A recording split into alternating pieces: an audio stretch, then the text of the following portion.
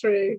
So anyway, formally welcome to our Wellbeing at Home event. For those of you who don't know me, I'm Stella, and I'm the founder of Wellbeing Escapes. And when we were in lockdown, we're a wellbeing travel company. We created something called Wellbeing at Home, and we had loads and loads of events about keeping ourselves happy and healthy. And that's really what it's about. So these sessions are really to empower you with knowledge and information so that you can keep yourselves happy and healthy. And of course, we would love for you to go on a detox retreat with us, of course, but we know that's not possible for everybody and not always practical.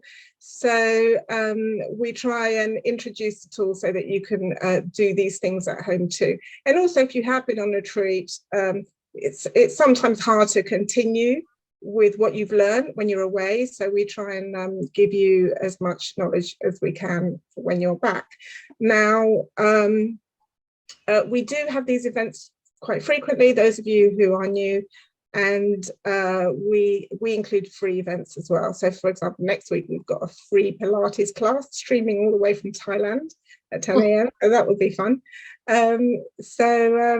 Okay, we'll get going on this session. Oh, sorry, one more quick announcement. Those of you who purchased Kundalini, who came to the Kundalini yoga class last week, there was a little glitch with our recording, so we had to do it all over again.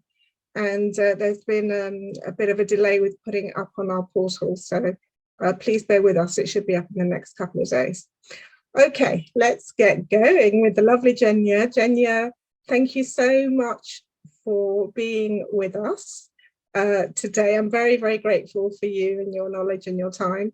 And also, you know, we were just chatting briefly before we allowed everyone in about how this is a great time to actually detox and cleanse, right? Yeah, absolutely. Spring is the best time for a variety of different reasons. So first of all, we're coming out of winter where we had a bit of a sedentary lifestyle. Our nutrition was perhaps poor of nutrients, or you know, we might have been eating fruit and veg that are not local or seasonal, so we were not getting kind of adequate amount. And then when it's a cold time of the year, body sluggish, so it tends to accumulate toxins.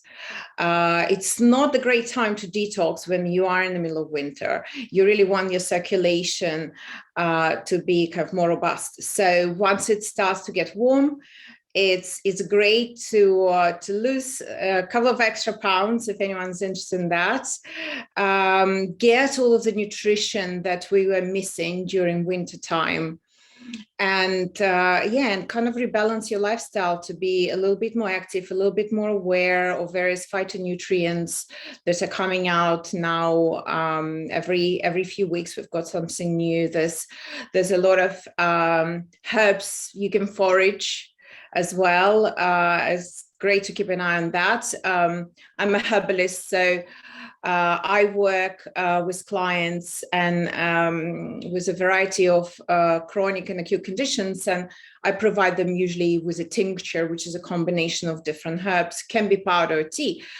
But I always think that the best nutrition comes from food. So where we can, we should be incorporating those herbs into our dishes, or, you know, forage the ones that are easily identifiable, and make exciting pestos and salads and other recipes with them. Wonderful, thank you so much. So I think today we've got a lot to get through with the topics that we highlighted on our event page. So what we'll do is we will go through them one by one, and we ask everyone to remain on mute, please, just to not disrupt the session. But also, if you have questions, put them in the chat as we go through each topic, and then we'll address them at the end of each topic. And I think that's probably the most efficient way to go through everything. So let's start off getting ourselves ready for the detox. Now, typically, how long should we be detoxing for to have a decent effect for our health? So I think optimal kind of gentle detox should take 4 to 6 weeks. And there are different types of detox. Fasting is also detox when you're either just drinking water or juices or broth and you have no solid food at all. So the more harsh the detox is, the shorter time it takes to detoxify for the body. But doing all sorts of fasts is not very safe at home. So you should really do it when you're either guided by a naturopath or at a clinic. So the detox where you incorporate smoothies and clean diet, and it will really take 4 to 6 weeks, including a week to prepare.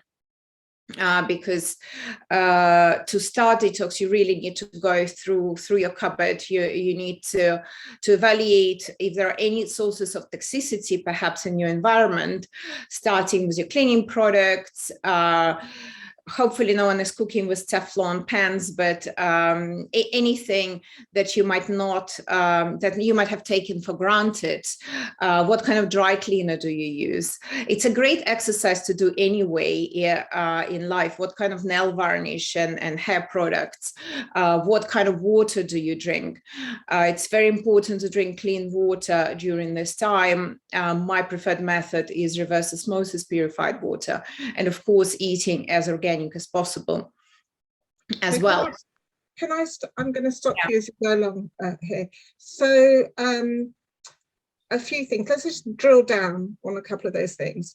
So products, like you're saying, when you're looking at the products that you're using in your home, what are you referring to? I'm taking it really basic.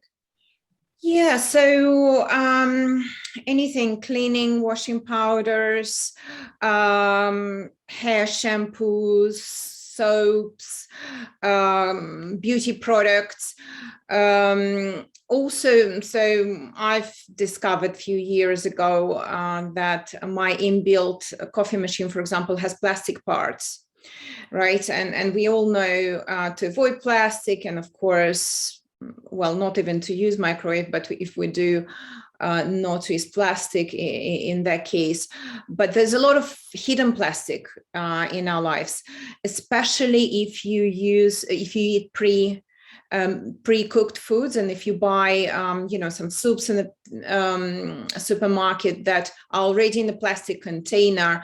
But also if you think about the factories that produce them, they all have plastic parts, and when the food is heated and it interacts with plastic, so there's a lot of hidden plastic in our environment which we need to be aware of. That's why when we do detox, we should really cook from scratch. So we should be in charge of our ingredients, of the containers, of every single aspect. You really need to open your pantry, read all of the ingredients of various sources that you use. You really need to do quite a lengthy kind of due diligence on everything that is in your environment. And what are the real toxic ingredients that we should be aware of? Oh, loads of E numbers. And really, I'm not a fan of bought sauces. I think you should really, it's so easy to make a lovely sauce from scratch with vinegar, olive oil, lemon, mustard, soy sauce, some sweetener like maple syrup, and then fresh herbs. So all of those kind of bottles with pre-mixed sauces, they're not a great idea. And as a general rule of thumb, if the ingredient list is too long, longer than, let's say, 5 ingredients, just don't buy it. Most likely there will be preservatives, artificial flavorings, MSG, loads of other kind of nasties that are not very beneficial for us. Great, thank you. And for your personal products, your shampoos, your your shower gels? And Yeah. what is, obviously we would need to keep away from parabens. Anything else that you would advise? Finding a clean brand. So I've got a wellness and lifestyle club in Notting Hill. So I'm lucky that we do have a spa and a salon and a wellness clinic with alternative medicine modalities. So we partner with a lot of clean brands. So, for example, for hair, I use Aveda. Also, I do color my hair. I'm not perfect. So they've got an option of hair dye without ammonia, for example. And I was just speaking at a conference last weekend, and they had the organic fair with so many new kind of boutique artisan products that are coming out free of everything.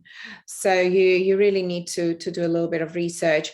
With regards to skincare, we use Comfort Zone and Organic Pharmacy, but there are also a lot of new clean beauty brands. We actually created a beauty bar as well, where we stocked with the most organic, sustainable, innovative products that bring results, but they're vegan, they don't use any nasties, they use lovely natural oils. And I'm working with a beauty expert who just selects them on a daily basis, and we just got together and thought, let's spread the word about the best ones of them. You can use some apps like Dirty Dozen or Yuka. Do you know that one? So it's spelled Yuka, or no, sorry, it's not Dirty Dozen, Think Dirty. That's the one.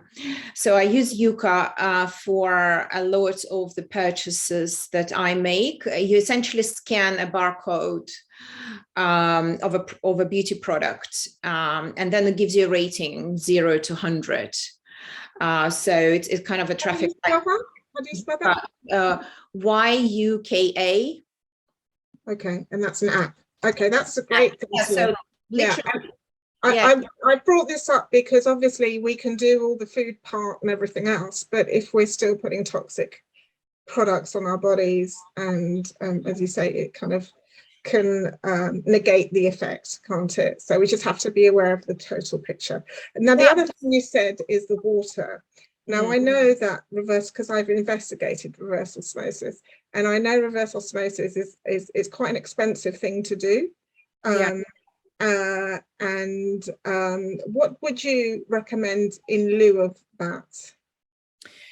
So I think reverse osmosis is the best investment into your health.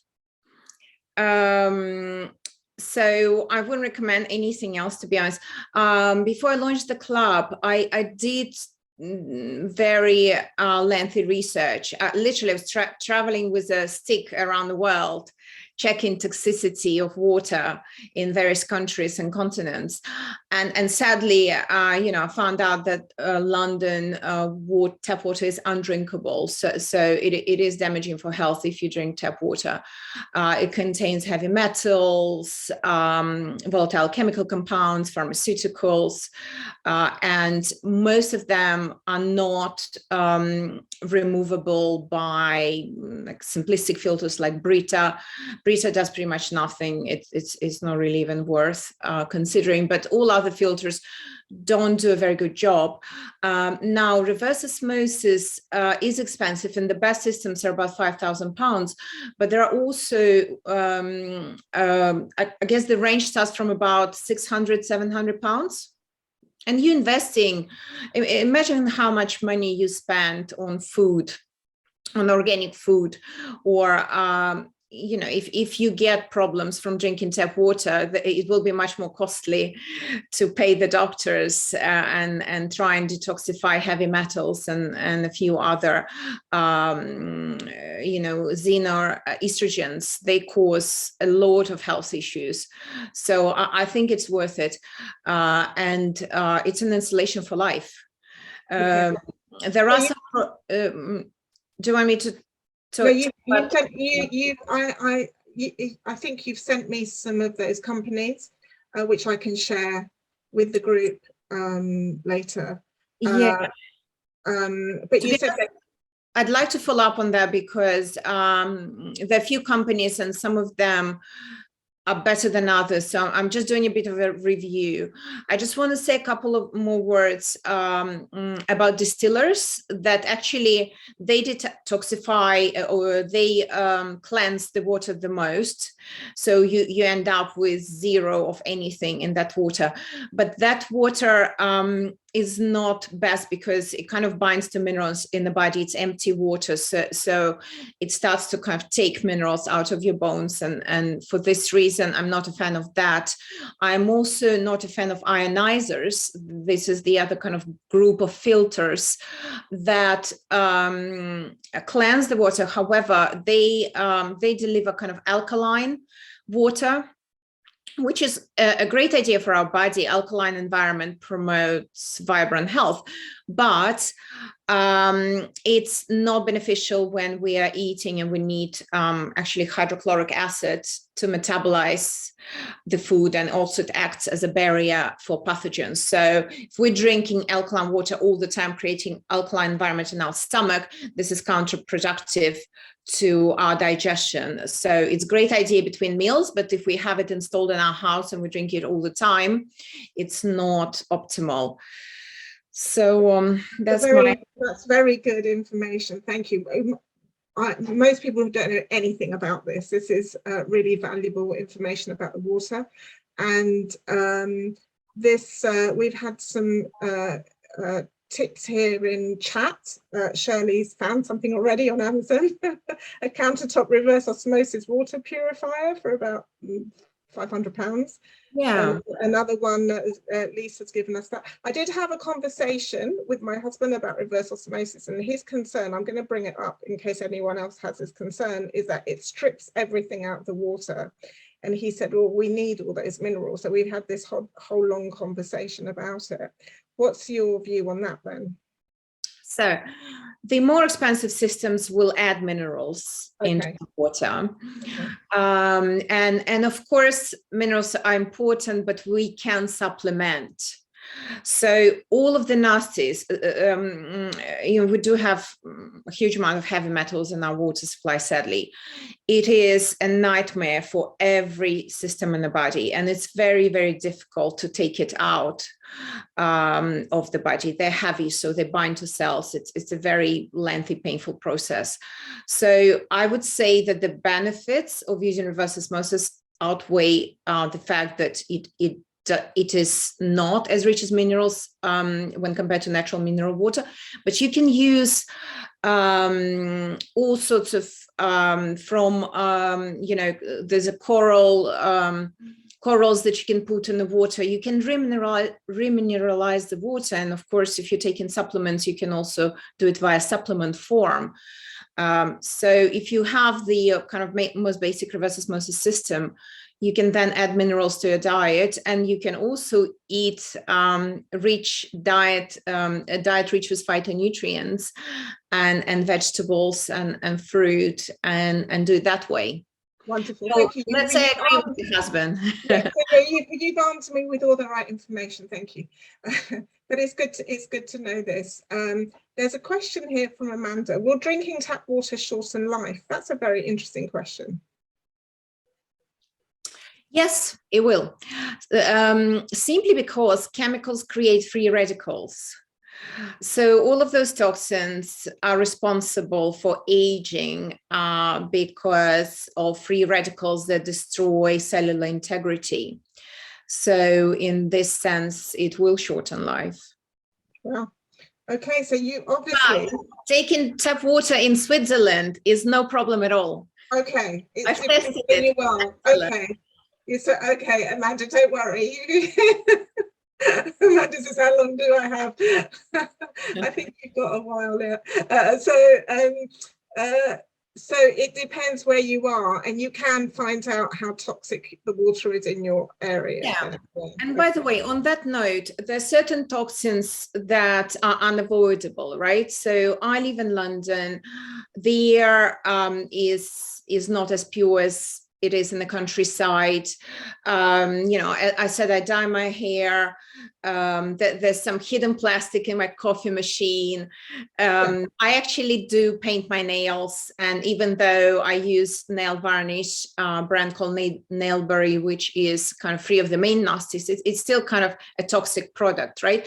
So it's a trade-off. So some people might be drinking tap water, but they live in the countryside where the water is cleaner, and then they get fresh air, and they also exercise, and they have some beneficial lifestyle and dietary factors that offset tap water.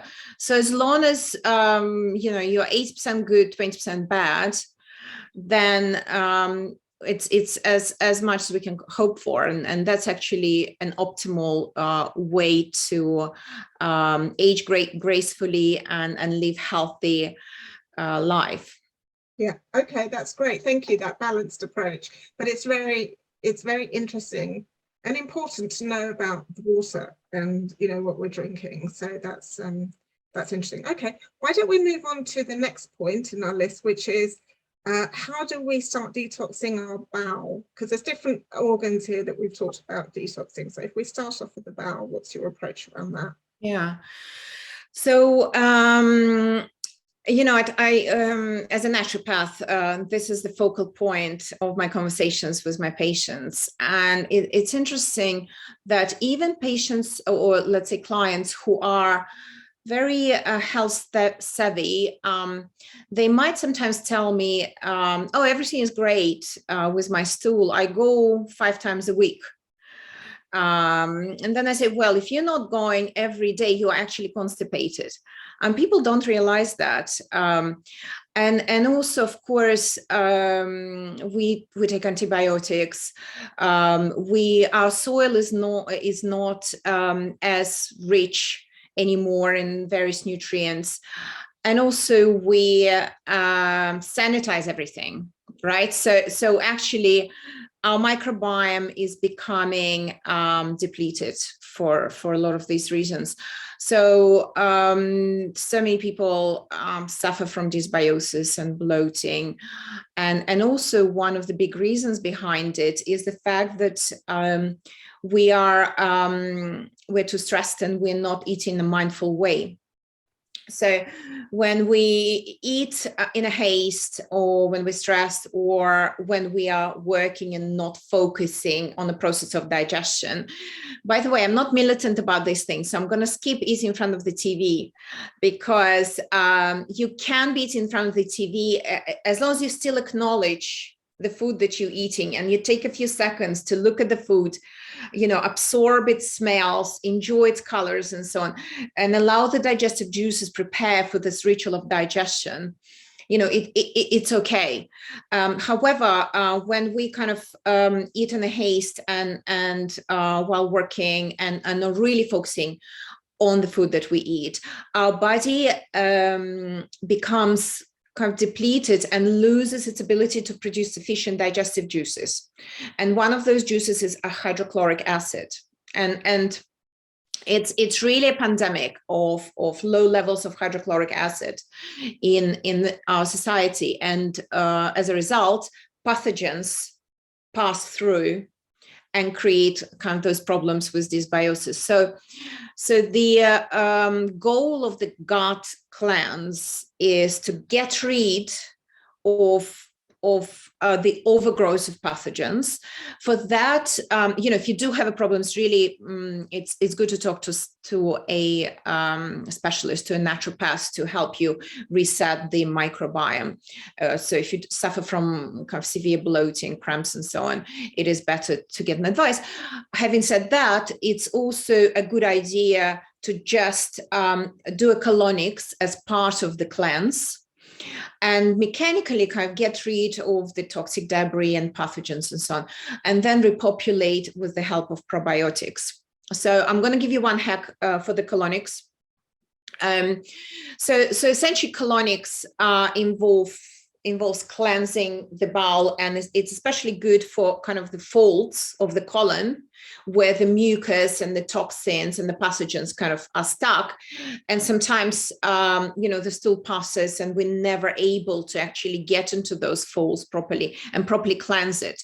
In the old days when we didn't have antibiotics and the pharmaceutical medication, enema was one of the very few ways to save someone's life, to cure serious infection, but by giving the colon a very good cleanse. I'm not a fan of colonics as a substitute for peristalsis. So if you're constipated on a regular basis, you need to look at the course and work with foods and so on to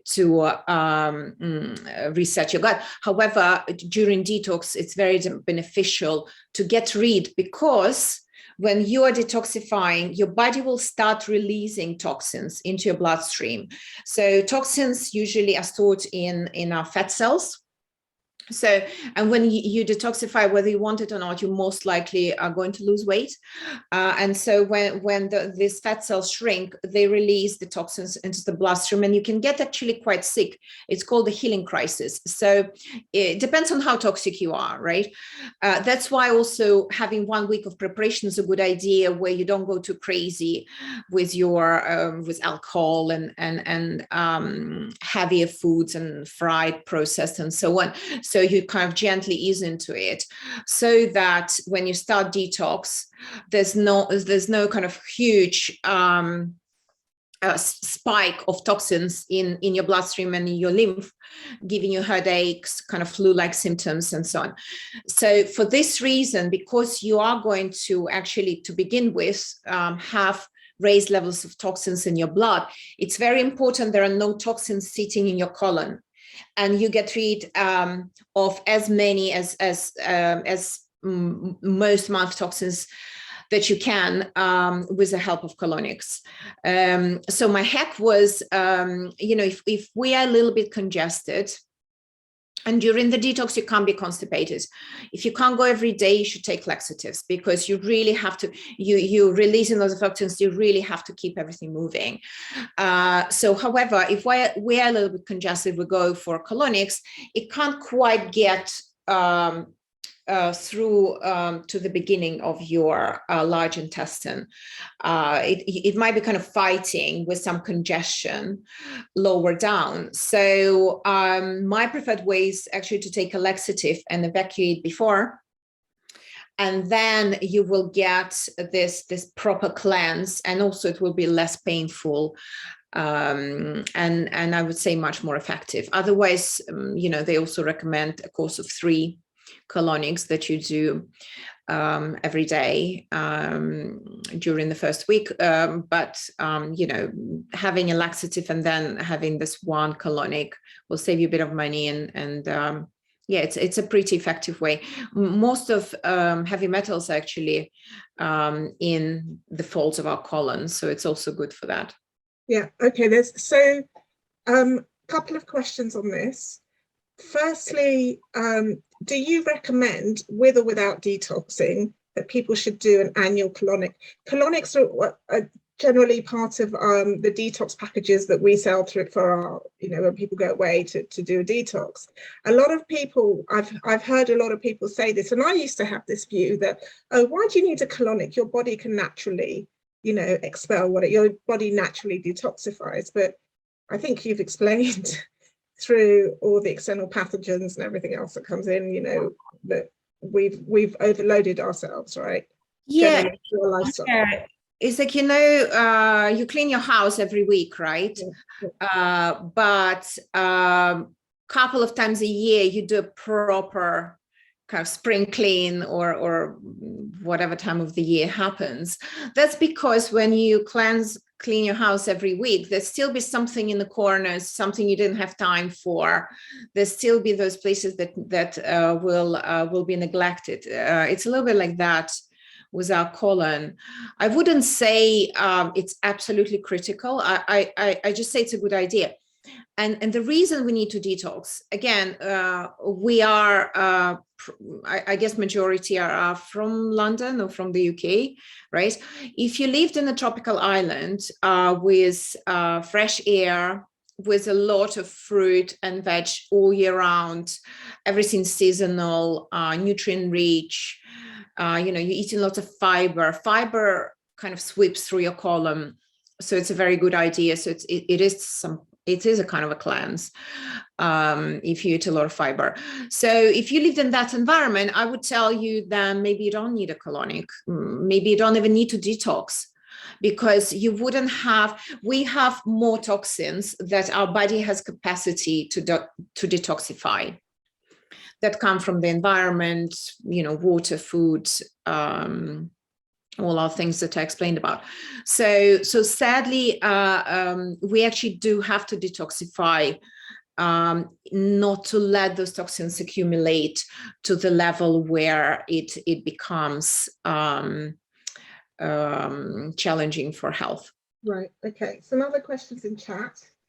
Would you recommend coffee colonics? Yeah. Yeah. Okay. My professor at college used to joke, coffee is a great thing, it just has to go into a different hole.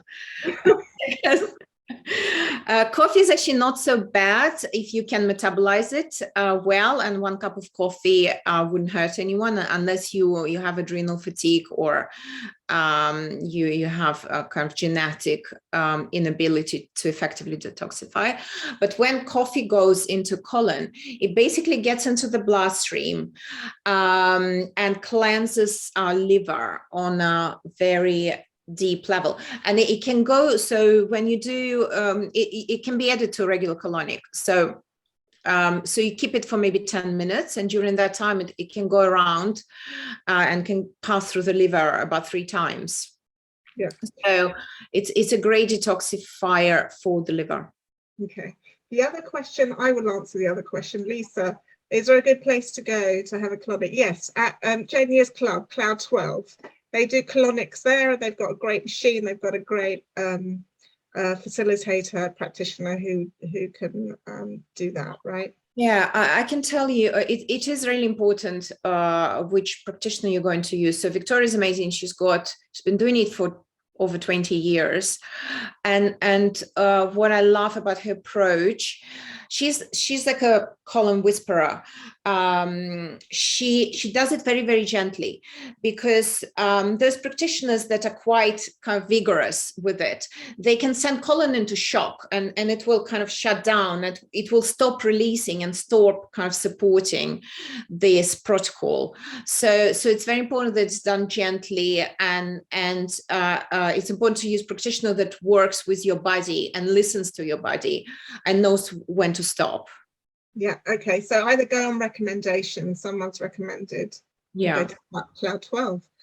There is a question further up from, I think it's Karishma, that I didn't ask. So I just want to bring that up. She asked about alternatives to Teflon. I wanted to say I use green pans. Yeah, which are very good, and they're quite accessible, they're quite affordable, you can find them. Yeah. Are there any other brands that you would recommend? Actually, green pans is my preferred one as well. So cast iron is the material that you need. Otherwise, kind of glassware as well for baking is the best one. I will follow up. I'll get a few more brands from my nutrition chat for you. Okay, wonderful, thank you. Okay, next, how to detox your liver, lymph and kidney.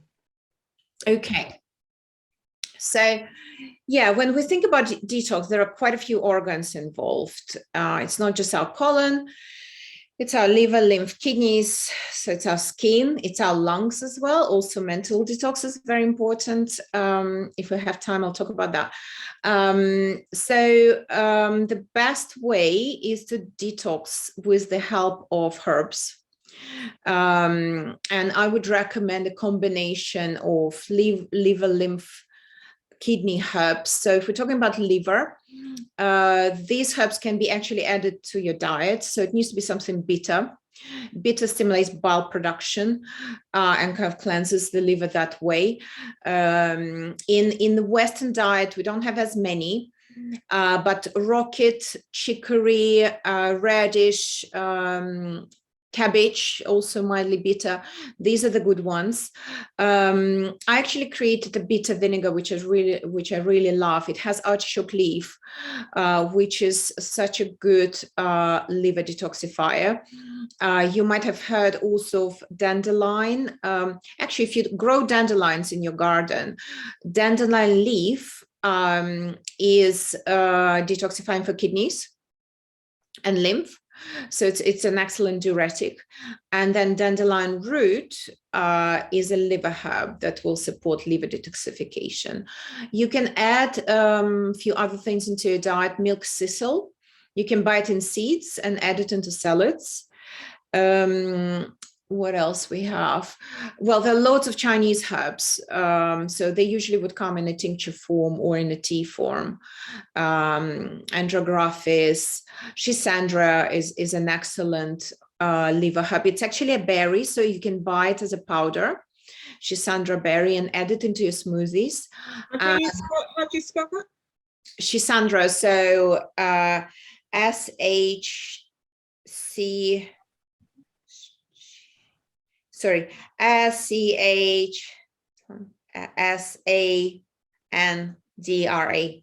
Schisandra.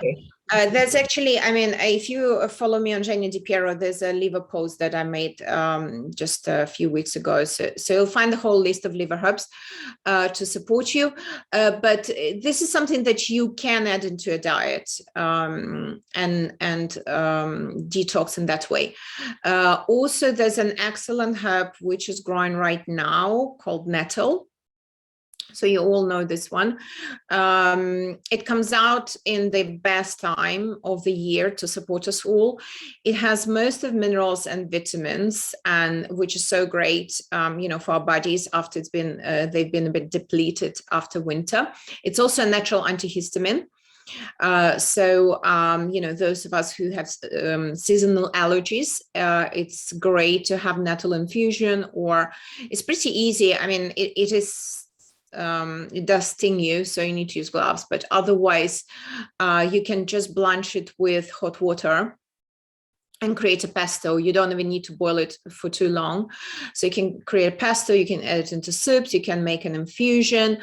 It cleanses the blood and the lymph. It's anti-inflammatory. A really great, let's say, culinary herb to have in your arsenal. There are other ones. Those who like buchu, it's a kidney herb. You can have it in a tea form. So if you like, I can just send a list of various herbs for the different organs. Also, I've got here, this is something that I use on a regular basis. This is a castor oil pack. So castor oil is incredible. It's an incredible detoxifier. It calms inflammation. It helps to restore kind of reproductive health. And if you have any inflammation of your reproductive area, any pain during your periods, endometriosis, so any inflammatory conditions, really, it's really great for that. So you can do it yourself. So you buy castor oil and you sort of warm it and put it on your abdominal area. I tend to put it because I tend to focus on my liver. My liver is a little sluggish. So I put it on the right side. So I spread it. And then I used to put salad wrap around. It does get a bit messy. That's why the companies came up with these kind of bandages. So essentially what you do, you put castor oil in the middle, you kind of spread it around a little bit, and then you apply it to your liver. You kind of wrap it around, and it's much easier to use in that way. And then you basically can add, and at some point you can kind of soak it in soda water and wash it. But I use it a few times a week when I feel that I'm a little bit, I wouldn't say toxic, but sluggish. Also, when I have a very stressful day, my two protocols is Epsom salt bath and castor oil pack, because in Chinese medicine, liver is where we hold our emotions. So in order to kind of reduce stress, you need to pacify your liver, and castor oil pack is so wonderful for that. I normally apply it for a few hours. I put it in the evening and I don't remove it until I go to bed, but you can also use it overnight. So it's a lovely way to. Well, this is the liver pack that people talk about. It's the castor oil pack, right? Castor oil pack, yeah. Yeah. Okay. And where can you, okay, there's some questions with all of this. Where can you get the patch you showed? What's that called? So this company is called Casta Vida. I'm actually, I'm launching a herbal bar where I will have all of the wellness products, not just my tinctures, but something from other brands that I love and use. So they're going to give me a discount code, which I can also share with you, Stella. But if you just want to buy straight away, the company is called Casta Vida. Okay, wonderful. And there's some other questions that came up here. Is there an alternative for colonics for the ones who can't do it? There are some people who just cannot. Yeah, I mean, in many cultures, they still do enema. And I do it myself as well. You're brave. Sorry? You're brave. Well, you know, I was brought up doing that, and yeah, my family used it before. I still use it if I have a very high fever. And, you know, I try not to interfere with anti-inflammatories and paracetamol and so on, because fever is the way that our body fights the infection. So I don't want to kind of disable it in that way. Having said that, a high fever for a long time is also quite dangerous for health. So not the most pleasant thing to do when you're really sick, but this is the quickest way to drop the fever, because most of our toxins are in the gut. So when body registers the drop in toxins, when all of the, when the colon evacuates, it naturally drops the temperature, because it realizes, okay, I don't have so many toxins to fight. And then, you know, if it's an infection, it will go back up, but it will give me a breather, and it will give me a kind of an opportunity to reset and get rid. So yeah, I would say enema at home, but you know, you need kind of to train. Yeah, it's not for me. It's very safe, because is there something easier apart from a laxative? I guess laxative. Yeah, take a laxative. Yes, but I would say, you can skip colonics. You can do other things. So in addition to various herbs for the liver, so by the way, liver herbs, they are mild laxatives, because bile is a laxative. So liver herb will help, and Epsom salt baths as well, because we're often constipated, not because of some problems with the microbiome, but because we're stressed and we're holding everything in. So quite often, people with those kind of lifestyles and have high levels of stress, they take Epsom salt baths or magnesium supplements. So it's kind of the same mineral, and then they evacuate quite easily. So in addition to that, what you can do, you can take absorbents, and this is part of my detox protocol. So I would normally advise and give some kind of a mix of liver, lymph, and kidney herbs, but also I will give absorbents. So to give you an example, charcoal, activated charcoal. Many of you know that. As a herbalist, I often use slippery elm and marshmallow root, so pectin as well. So it's anything that you can see it. You can mix the powder with water, and it becomes kind of, it will absorb water quite quickly. It will become quite slimy. And what it does, it kind of draws the toxin. When it's in our gut, it covers our gut, and then it starts drawing toxins. So they're called absorbents, and charcoal is one. Pectin is pretty good. Slippery elm, marshmallow root, also zeolite is a very good absorbent. So you can take those, and in theory, they will cover the folds of your colon, and they will draw the toxins in that way. And also many of these herbs, like slippery elm, they're very rich in fiber. So they're great for peristalsis anyway. That's great information. Thank you. It's a good question as well. So that brought out that information. That's brilliant. Another quick one on this. Is there a best time of year to pick nettles? Yeah, right now. So young nettles are most nutritious. Once and actually it's kind of a rule for any herb. Once you start seeing flowers appearing, your culinary herbs such as thyme or oregano. So this means that the leaves are less nutritious. However, what I do, I grow nettles in my garden. So I harvest every week.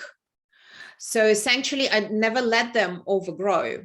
And the amazing thing about nettle, because it's a weed, it regrows within a week. So I harvest, make soup or something, and I eat nettles all the way through October. So wow, yeah, that's a great tip. Did anyone else here think about growing nettles in their garden? Actually cultivating nettles? That's a great tip. Oh, yeah. I had such a heartbreak. I invited a team to kind of tidy up the garden.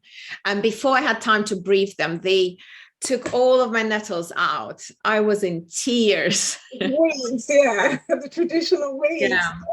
Yeah, I've got medicine, actually. Yeah. I grow a lot of medicinal herbs, but with a lot of medicinal herbs, you need to use roots. So I kind of just look at them and kind of try to learn how they look like and what kind of energy they have. But what I grow from kind of weeds that you can find anywhere in the UK, I've got lots of dandelions, nettle, yarrow.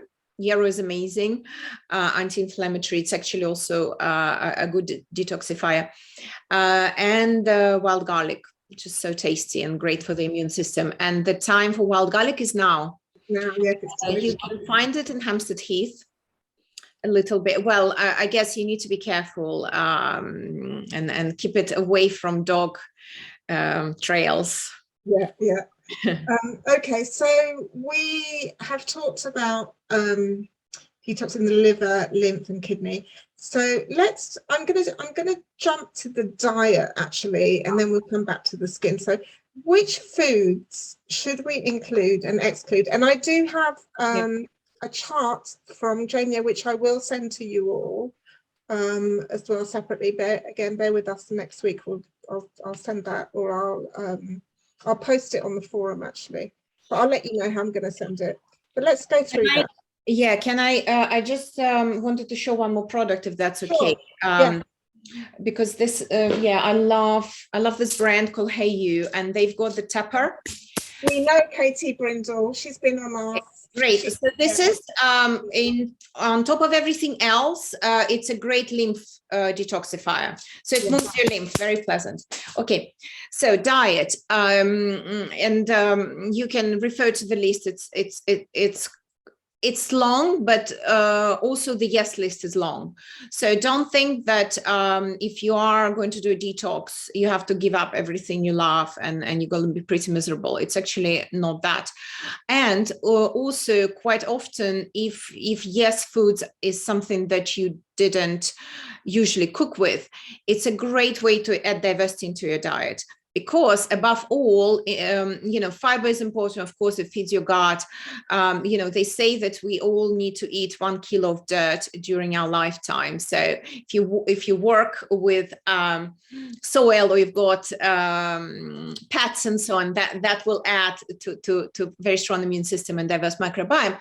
However, what is equally important is diversity in your diet. So if you eat broccoli, all day, every day, you actually will be depriving your gut from key nutrients. You really need to rotate. It's like a rainforest with lots of different species that need to be fed different things. So even though your diet might be healthy, but if it's quite a narrow list of fruit and veg, you might still end up with an imbalance. So when you have this kind of detox and you're trying to cook with the products that you never cooked with, it's actually a great thing. It just adds to this diversity in nutrients. And quite often I would go to a shop and I would pick something that I've never cooked with before. And I'll just add it to my soup or smoothie or gazpacho. Well, when we're in summer, now raw foods are not as beneficial. So the main kind of culprits would be your processed foods, deep fried foods.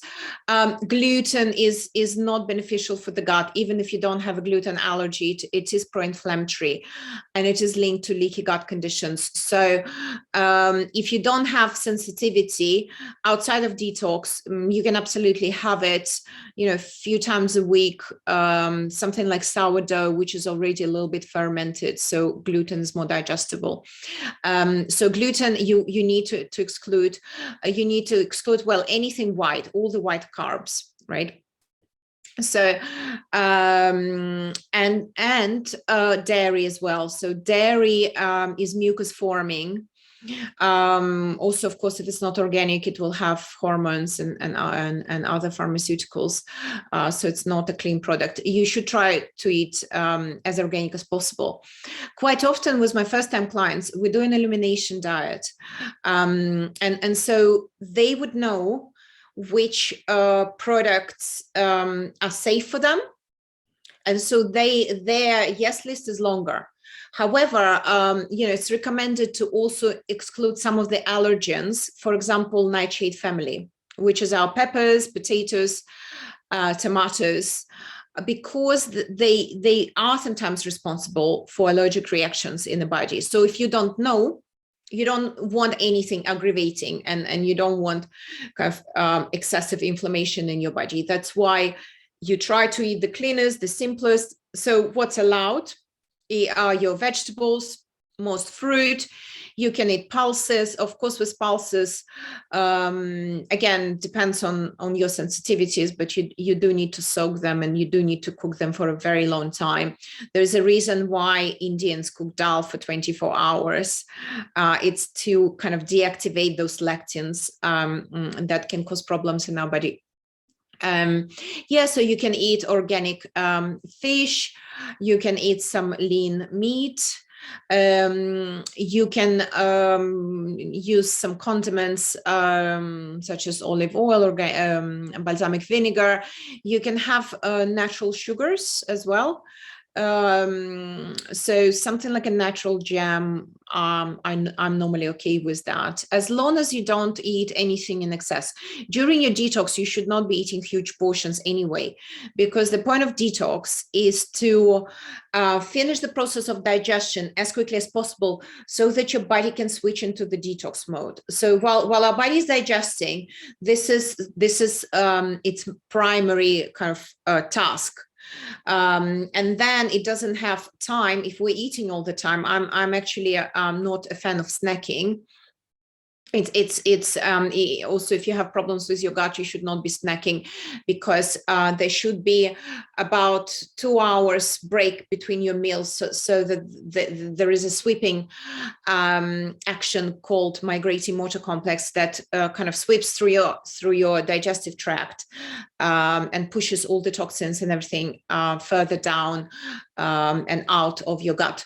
And if we're eating all the time, this doesn't happen, because the body won't be, it's like opening all of the doors to allow the food to go through. And if we're eating and some doors will remain closed, the sweeping action won't happen.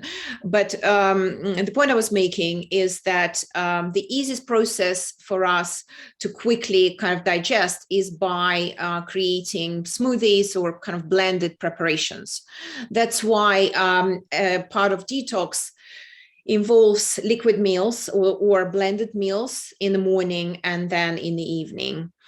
Now, you can also, of course, use intermittent fasting. That's also beneficial during this time. But if you are not used to detoxing, you struggle a bit, or you don't want to lose too much weight, or you've got blood sugar level problems. So for a lot of reasons, you might benefit from 2 blended meals. So some kind of smoothie in the morning and some kind of blended soup in the evening. And this will allow, so blender basically will do most of the job that normally kind of your stomach performs. And then the digestive process will finish faster, and the body will switch to detox mode, where it detoxifies, repairs, rebalances, and so on. And if we're eating all the time, our body doesn't have that opportunity. So you will, if you eat quite late, you will be digesting through the night. So that process just won't happen. That's why you need to finish your meals earlier. They need to be blended. Okay, interesting. It's interesting also that you included fish and meat, lean meat in your detox, because that's, a lot of people say that's a no-no. It's just pretty much vegan. When you say, what kind of meat? Is it just poultry? Is it turkey? Look, I'm predominantly vegan, so I do support vegan diets. However, I'm always mindful of my proteins. So when you're vegan, you can become deficient in some amino acids. So I take sufficient amount of proteins. Of course, some people might have iron issues and so on. So fish is beneficial if it's organic, because it contains omega-3, especially if it's an oily fish, which are anti-inflammatory compounds, and it's a great source of protein. And we need protein, we need fat. Omega-3 acids are not as easily absorbable from vegan sources, and I'm pro-vegan, so but just as a naturopath, I have to include more options for some of my other clients. So meat is okay, unless you have this issue with your digestive system. As I explained, if you have very low levels of hydrochloric acid, and that's what helps us digest meats or proteins, then you would struggle. So the meat will sit for a long time in your stomach and start fermenting. Actually, that's how you get reflux. You often get reflux because levels of hydrochloric acids are low. So food sits for a long time, starts fermenting, and then kind of those vapors start going up, causing irritation. So I would say that meat is a heavy protein, and we struggle to digest. That's why we should not be eating it every day. Okay, yeah. Thank you. It's just good to clarify that point, because it's an interesting perspective. So okay, there's a couple of questions here. Which natural alternatives to sugar are the best? It's a good question, actually, because in the nutrition world, you'll hear a lot of different theories. So, for example, well, we do care about glycemic index, right? Because glycemic index spikes sugar and spikes insulin, so it's extra pressure on our pancreas, and if we don't burn that sugar, it turns into fat, creating fatty deposits around our waist. So we do care how sugary those sweeteners are. So the ones that have the lowest glycemic index, so the one that has 0 is stevia. So it's a sweet leaf, excellent for diabetics. However, I don't like stevia because of its aftertaste. It's for me, it's just not as pleasant. What I love, my number one is yakan syrup, and it's a superfood from Peru. So essentially, it has a consistency, let's say, of honey. And it's a root which has a glycemic index very, very low, maybe 1 or 2, basically nothing dramatic. It's full of minerals and vitamins. It's also a great source of fiber. So you can buy it in health shops, and it doesn't spike your sugar as much as other sweeteners.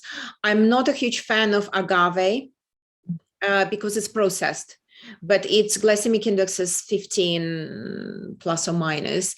I don't mind xylitol, but it's an alcohol sugar, so it creates a bit of fermentation. So it's not for everyone. But xylitol is made from birch juice, and also it's sugar. It's like white sugar that you can cook with. So I wouldn't use it for detox. During detox, I would use yacon syrup, but also something natural like honey. Don't support honey for ethical reasons, but actually, rather than looking for a very processed low glycemic index sugar, I would still prefer honey, which is natural, and it contains minerals and vitamins and so much goodness. So it kind of balances it out, and its glycemic index is about 50, and white sugar is 100. So these are my preferences. Oh, great, thank you. We've got quite a lot to get through still, so if you don't mind, I'm going to just skip a couple of these questions. I mean, Helen's asking about macrobiotic diet, but we can go into that and talk about that for another 20 minutes. So Helen, please forgive me on that, because we just need to stick to point here, which is the detox. Actually, I just want to say I do have a kind of a helpline where I can have 15-minute complimentary consultation. Okay. With people. So if you contact the club, I can still have a chat and answer some of your questions if you like. Amazing. And we'll talk about that at the end, actually, because there's lots of things we're going to share about that. Okay, so let's move on quickly to how to eliminate through the skin.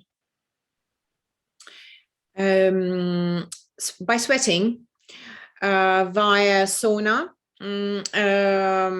Infrared is best in my opinion. It detoxifies 6-7 times more, so it goes much deeper. It's actually one of the few methods that are effective for detoxification of heavy metals. So you would sweat much more than a regular sauna, and it's also quite pleasant, low heat sauna. And then anything else you can do, you can jog, or exercise. Actually, very important during detox, you should not over exercise, because what might happen is detox is stress in one way or the other. And if you do sort of high intensity exercise, that's an added stress on top of what you're going through. And this should be a very gentle, slow time for you. And that's why it's also very important to do some mindfulness practices and so on, and practice mental detox. So what also can happen is that you will feel, after a few weeks, you'll feel very energized. So you'll feel like moving the mountains, and you would tend to overexert yourself. I had an instance like that myself a few years ago, where I was fasting and I felt on top of the world, and I went to the gym and I did a high intensity class because I was like, I can do it. I can do anything I want. And so when home felt fine, but I was fasting. So I was on kind of liquid fast, juicing in broth. And in the morning I woke up and my blood sugar fell to such a level that I could hardly move.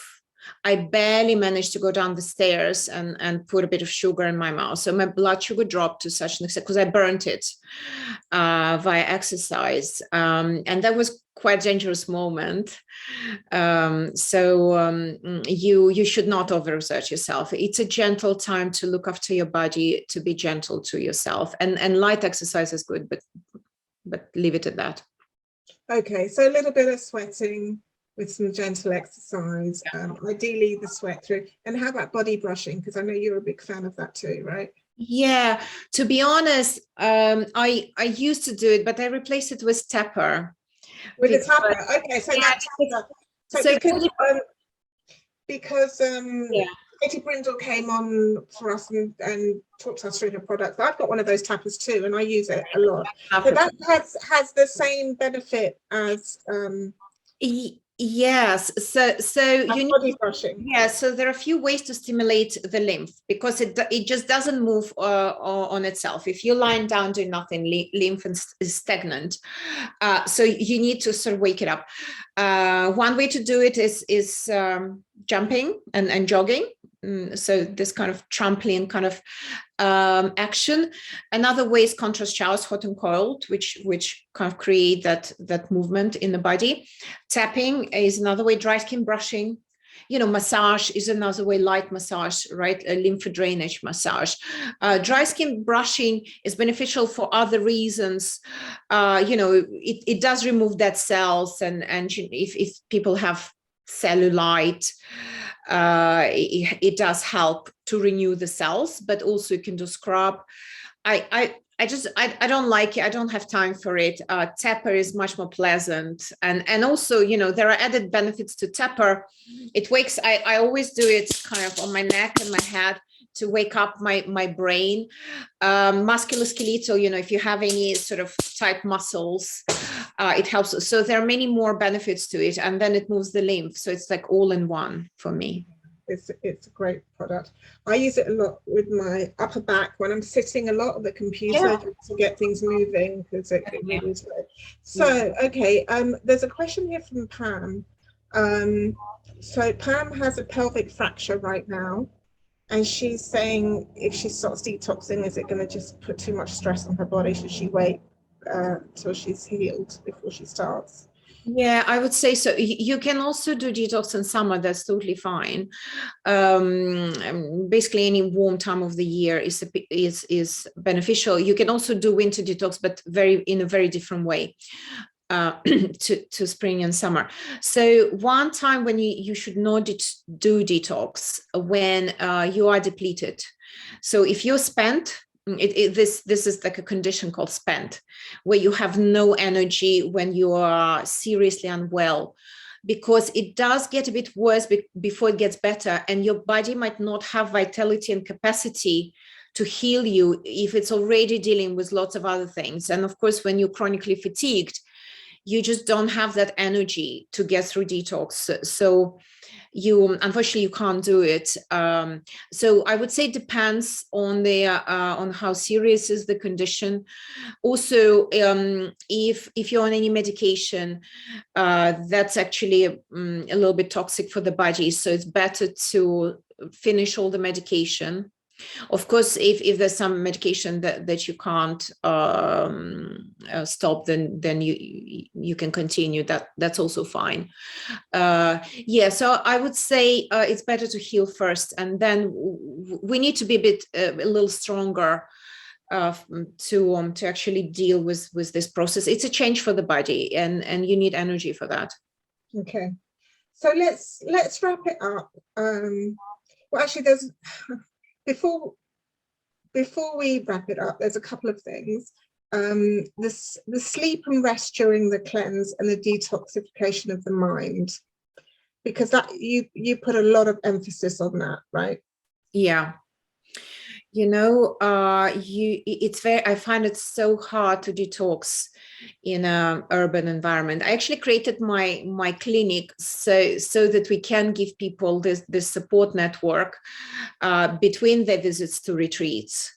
Right, so you can have a massage, you can sit in the infrared sauna, and you can use singing bowls. There are so many techniques: meditation, Epsom salt baths, as I already mentioned, aromatherapy, visualizations, prayer, loads and loads of things to keep your mind still.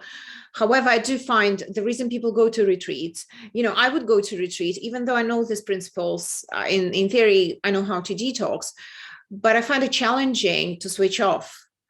And so you really, I mean, it would be amazing if you can do detox of the body together with digital detox. How amazing is that? I could never achieve it. I would say I haven't achieved it yet. Even when I go, I still need a few hours just to clear some messages and emails. But if you could do that, that would be amazing. People who do digital detox on a regular basis, they report incredible things. And also, if you a little bit hardcore, you can go on a retreat where you don't even talk. Mm-hmm. And that those kind of retreats, people report incredible transformations. That's really opens whole new world. So anyway, we can quiet our minds and try and slow down and try to focus on the now, and use all of the tools that are available to us, because stress shuts down digestive system. So when we're trying to get all of these beautiful nutrients into our body and detoxify and move things and so on, when we're stressed, this process doesn't quite happen in the same way, and it's linked to inflammation. It's linked to it advances aging. It actually shortens telomeres. Distressing on a regular basis, not just once a year. Yes, no, of course. Yeah, we're always preaching about that here. And then obviously when you're doing the detox, you have to make sure you get lots of sleep and rest, right? Yes, that's why, the kind of retreats, Stella, that you're promoting, I would say very, very beneficial from that point of view, because then you can have this healthy diet, but you can also rest and sleep, and you're away from work and you're not running around. And then, of course, if it's on the beach and somewhere warm, you're benefiting from vitamin D and all of the nutrients. But if you can't do that, you can also I guess it's not that you can't go out, you can, but just slow way down. Okay. And what if you have one of these healing crises? So you start your detox, and then, this has happened to me many years ago. It actually happened to me on a retreat where not only physically I felt terrible, but emotionally I couldn't stop crying, and my back went, and all kinds of issues happened at that same time. It was a real holistic detoxification, let's say. What do you do if you're doing this at home? So you make sure that you eliminate. So if you need, take a laxative, drink loads and loads of water. You can also slow down the detox. Let's say you had a terrible headache when you stopped coffee, and it's continuing, and pain is inflammatory for the body, and you need to do something with it. So try and take a little bit of coffee and have some matcha or something, and eat a little bit and slow down. You can always sort of stop the harshest detox and have a little bit of a slower week. Well, if you're at a retreat, you might not have that option, but if you're at home, just don't go all the way. Maybe add a few products from the no list, just to slow down detoxification and let your body adjust more gradually. And it's also very, very important to come out of detox in the same way. The worst you can do is do a great detox and then go to a party straight after, because after you've done detox, your body, it's like 1-year-olds. It's clear of all of the nasties, and then when you sort of go back to your lifestyle too quickly, you can actually get very sick.